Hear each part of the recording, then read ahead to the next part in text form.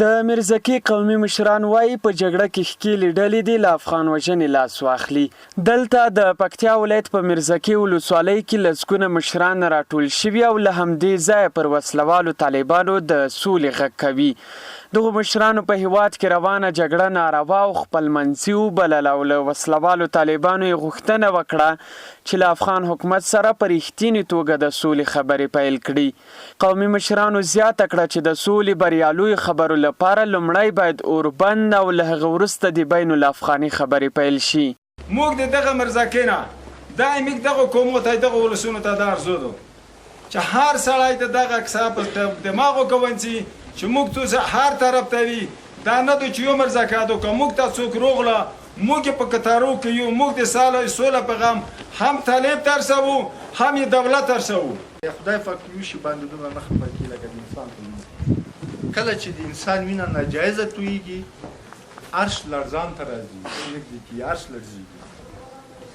یو مسلمان چې بل مسلمان په ناحقه قتل کړي یو غوټه د دوزخ 500 کاله جزا لري. د میرزکي قومي مشران وایي روانه جګړه د مظلومو افغانانو د تباهۍ نسل وژنې او هیواد ورانولو په موخه پیل شوي او واک هم د بهرانیانو په لاس کې دی. دوی زیاتوي چې د روانې کرغېړنې جګړې له امله هره ورځ لسګونه ځوانان وژل کیږي او کورنۍ یې بې سرپرسته پاتې کیږي. قومي مشران وایي سوله په کیسو او بل ته په زارۍ کولو نه راځي نو پکار ده چې په دې برخه کې افغانان خپله راپورته شي او د روانې جګړې د بندېدو غوښتنه وکړي. نو موږ دار یو چې دغه افغانستان کې په څه رقم تو سړی سرې سپینې چې لمر سیری ولاکل دلی وي دا نن کونډې دي افسوس افسوس افسوس افسوس افسوس چې سوء استفاده د خلکو نه کېږي.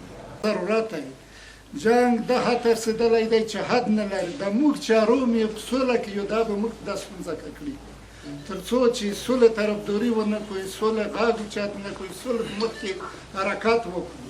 د دغې غونډې یو شمېر ګډونوالو د سیاسیونو هغه څرګندونې هم په کلکو ټکو وغندلې چې د خپلو شخصي ګټو لپاره د موقت حکومت د جوړېدو غوښتنه کوله.